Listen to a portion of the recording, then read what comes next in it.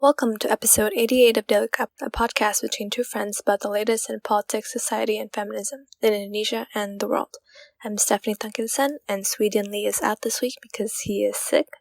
Thankfully, not because of COVID-19, but because of that, he's still recovering, and I hope he has a speedy recovery.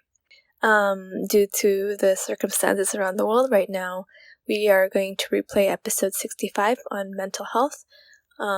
Especially in these times, I think it's important that we talk to our friends and family about our own mental health.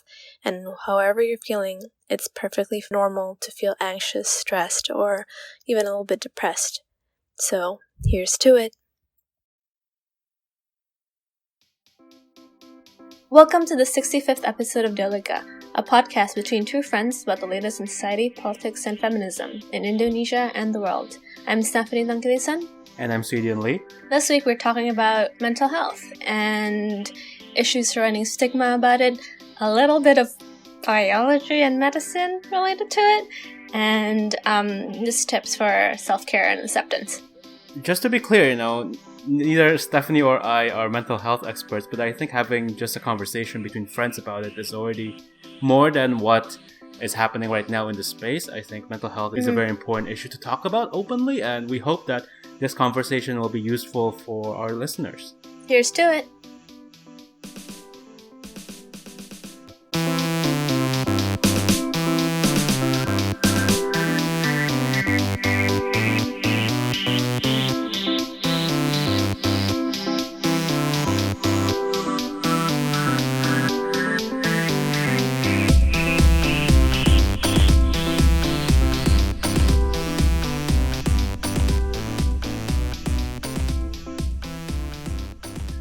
So Stephanie and I have actually wanted to have this conversation for a long time now. A few of our listeners have in the past reached out and said, you guys should have a conversation around mental health and just talk about it. And I've always been fascinated by it, and I've wanted to talk about it.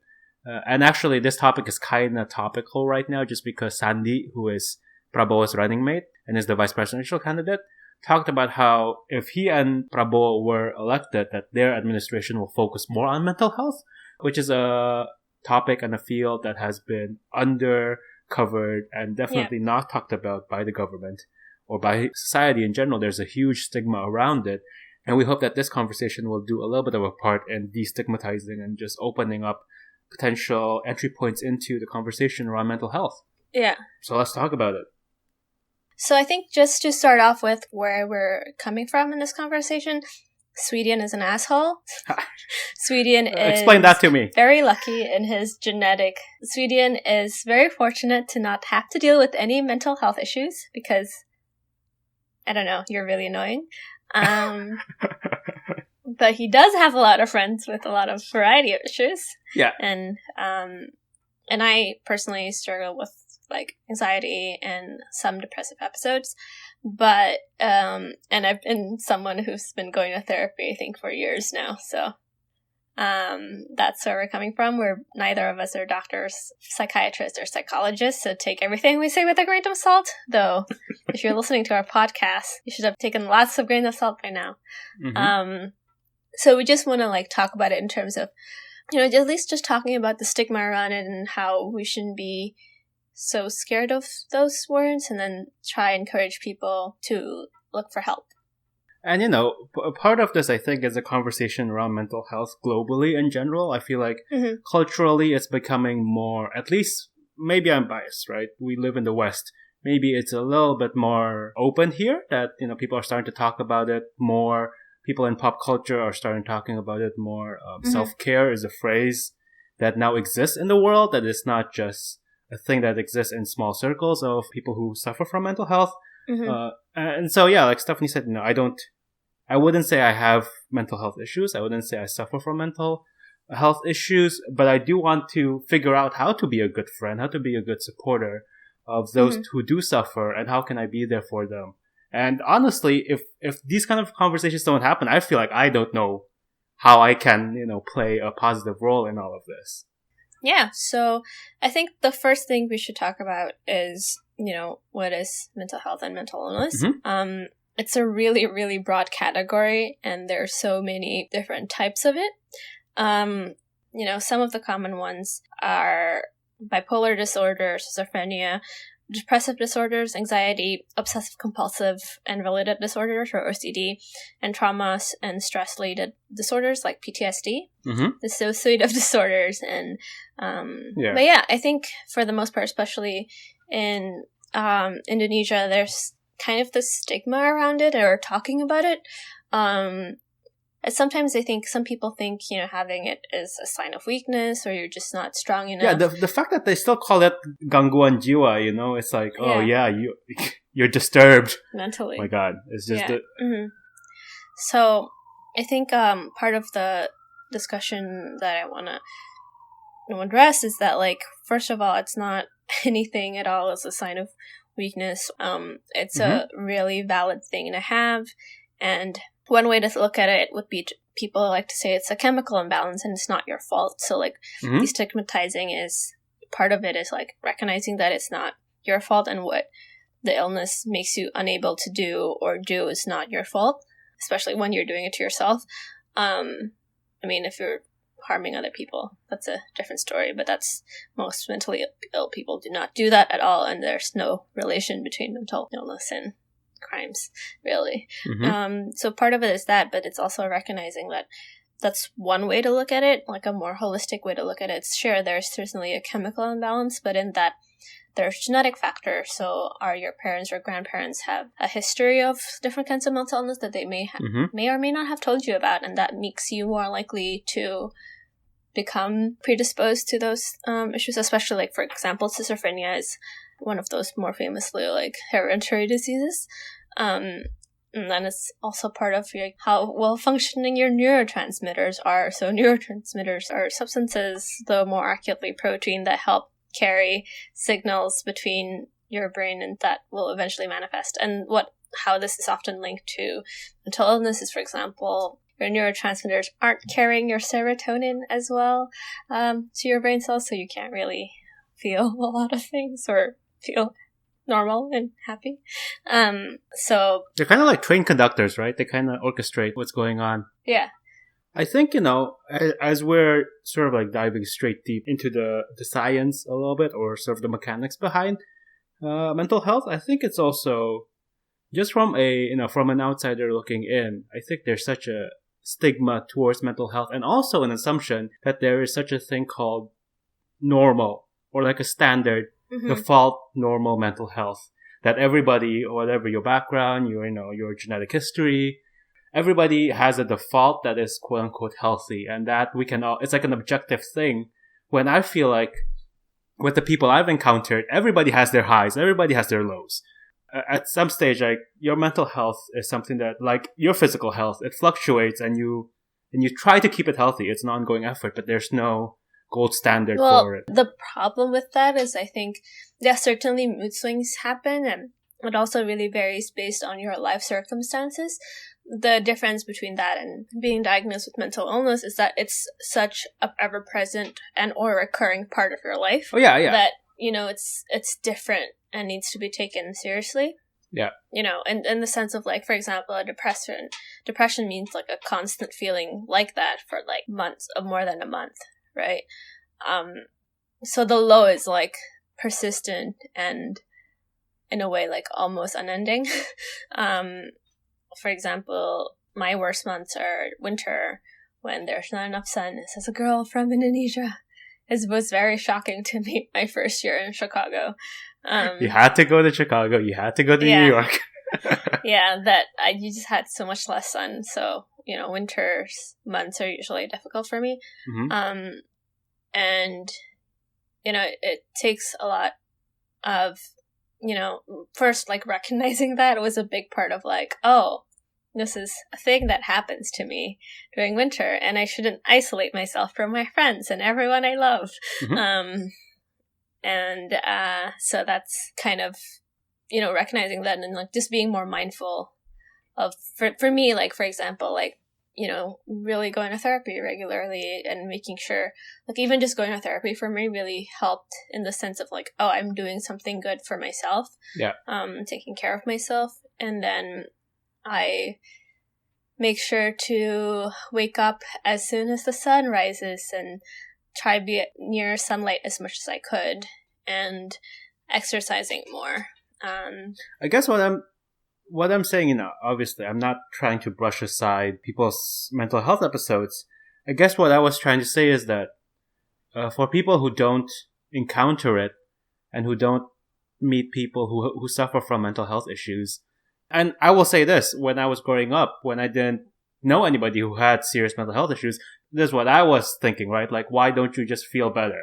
Why don't you just, why don't you snap out of it, right? Yeah, exactly. It's like, I feel fine. Like, I'm in the same boat as you are, in terms of, maybe we're like friends at school. We take the same classes. We're in the same socioeconomic situation. I feel fine. Why don't you feel fine? That was certainly where I was coming from, when I was younger, when I was ignorant to all of these issues. And I think for people who don't encounter others like that, they think what they're feeling right now is the gold standard, when in fact it's like, you can't just say it like that, Yeah, no, that's probably one of the worst things to say.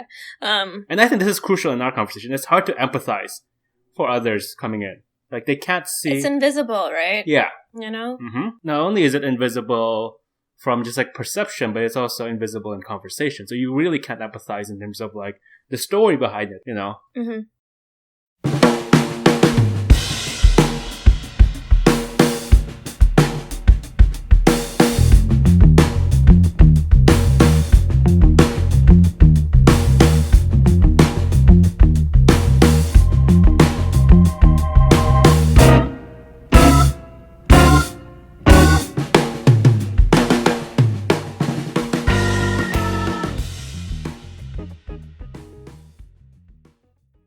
I'm really lucky in the sense that, like, I'm very functional, and that's because it's a lot of work. But even when I wasn't, I can hide it really well. And I'm generally, like, a social, smiley person in real life. Yeah. So people wouldn't usually think of me in that way. But I've had days where I, like, cannot get out of bed. And it's not, like, laziness. It's just, like, like, nothing feels like it's worthwhile or meaningful or whatever.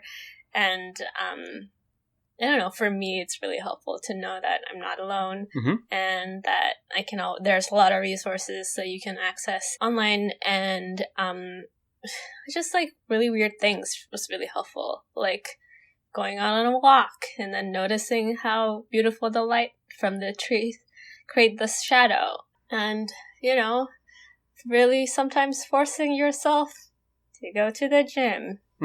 As shitty as it is and as hard as it is, it's like, okay, at least in this space of 1 hour, I can feel strong. And like I'm starting weight training. I'm like lifting weights now. Life update. But yeah. I'm curious, you talked a little bit about how you're a high functioning individual, and so at times that can mask how others think whether or not you have issues. Yeah. In our circles and in Indonesian culture especially, I think there's such pressure to be functioning, and there's such stigma and just in general social stigma around being lazy. Yeah. That for sure. Yeah. I mean, this is not something I've completely resolved. When I feel like that and I'm not really doing anything, I'm not really productive, I just really have so much self-loathing about myself and feeling really lazy, and then it just makes it worse. And there's a spiral of like, you feel depressed, therefore you can't really do anything, but then not doing anything makes you lazy and you make you feel more depressed, and it's fun, happy fun times. It becomes a really hard cycle to get out of. Yeah, and then when you're not in that cycle, you're like, oh, that's silly. But when you're in it, you like can't see things any other way. I'm asking you this as somebody from the outside looking in. For others around you, if you were in that situation, is it better for people to reach out to you or to let you have your own time? Let you come out at your own volition, I guess, when you're ready for it.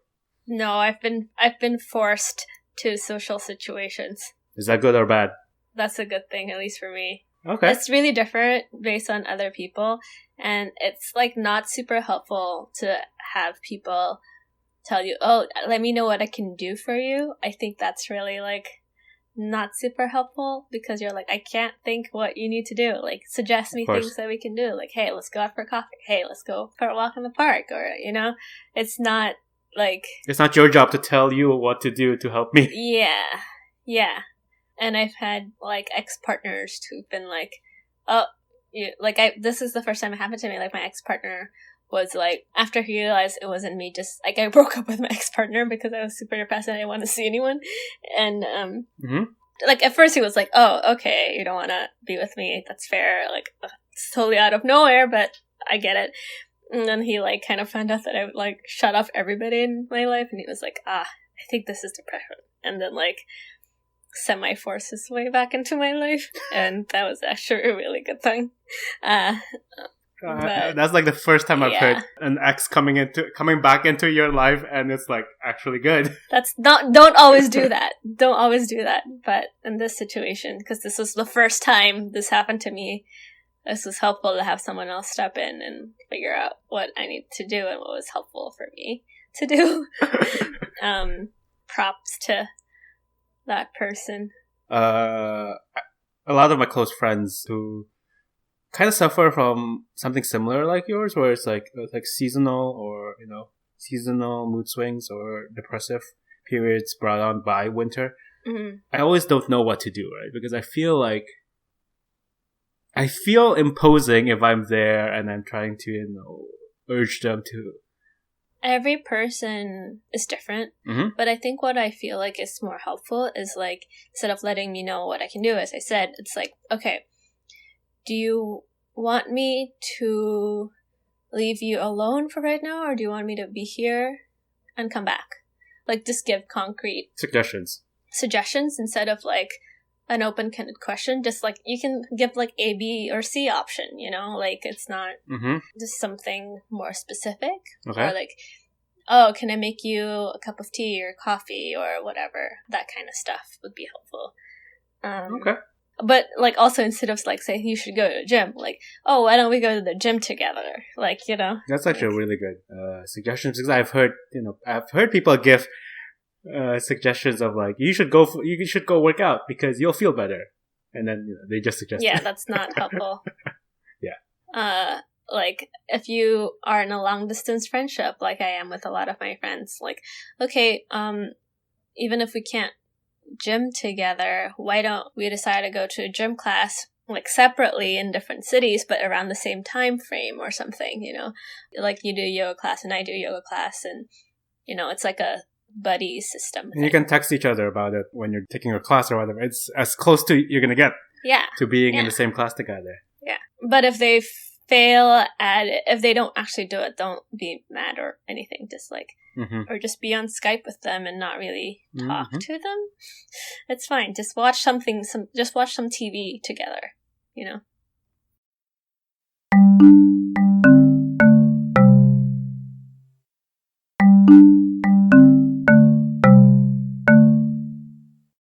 Like, even for me, talking about it's really difficult. Because even though, like, I'm like, super open about it in person.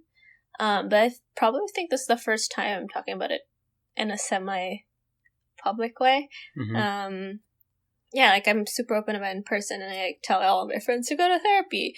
But it's just not fun to talk about, honestly. I think we owe it to our listeners to be pretty candid here. How did you feel nervous about having this conversation today? A little bit. It's more like, I don't know. It's just, like, puts you back in places where, you know, it's not super something that you want to recall as much. Yeah, makes sense. That's how it is, but it's life, and I'm in a lot better place. Well, firstly, I think on behalf of our listeners, I feel like thank you for talking about this, because I know it can't be easy. Yeah, I think it's... But, like, for example, I know in terms of, like, being a friend to people who deal with it, is, like, just check in on them every once in a while and be like, hey, how are you feeling? How's your mood today? Like, do you want to do this or that? Just check in, like, just have the initiative. Yeah, of course. And on the subject of friends, I think this is a big one, but sometimes you have to let go of your toxic friends. You ain't got time for that.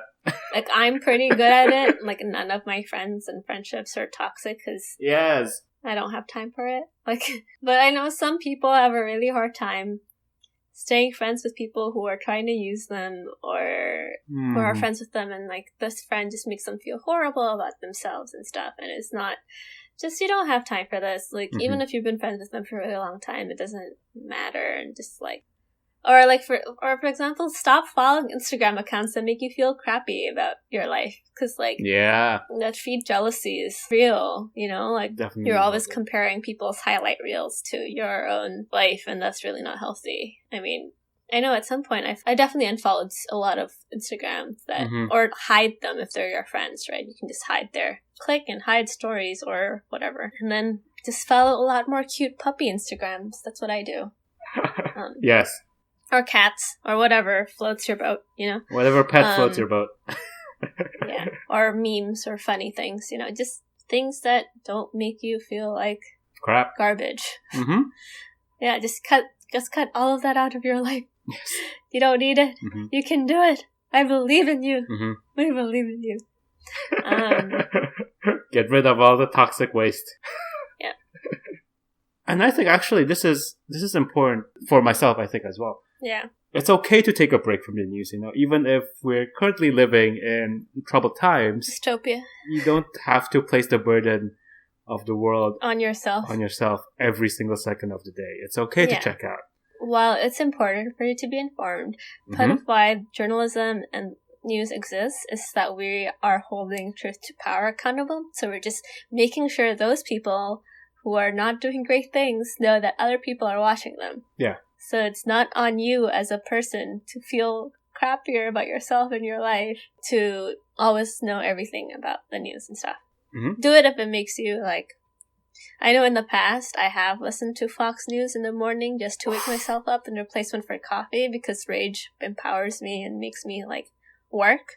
But that's not the effect it does for you, then don't do that. Yes. That's not the effect it does for me. But I guess I applaud you for starting your day like that. Especially when I'm in like hotels and have early morning meetings or whatever. Yeah. Like, and you just need to get fired up. Yeah. I gotta say, you know, we've been doing this podcast for, my God, like over 2 years, almost 3 years now. And oh God, Jesus. there are obviously many times where we've both talked about super serious stuff and super heavy stuff and personal stuff. And but I think, you know, a conversation like this is as equally important as any of those deep dives into stories, into news items, because this is also real life. This is also a big conversation that needs to be happening, and I'm kind of glad we're doing this. Yeah. I guess at the end of the day, I think the main lesson is it's totally valid however you're feeling, or if you recognize these signs in your friends, please reach out in the ways we suggested and let them know their feelings are valid. I think part of the conversation is like why I kind of opened up a little bit is that, look, I'm someone who works hard and has achieved some things in life, and I deal with it. Yeah. And it's okay for people to do so and be more frank about it. It's gonna, whatever is happening in your life, it's gonna be okay. And try to reach out to a friend, or better yet, friends reach out to your friends. And just know that there's a lot of support and help outside, and that you are not alone.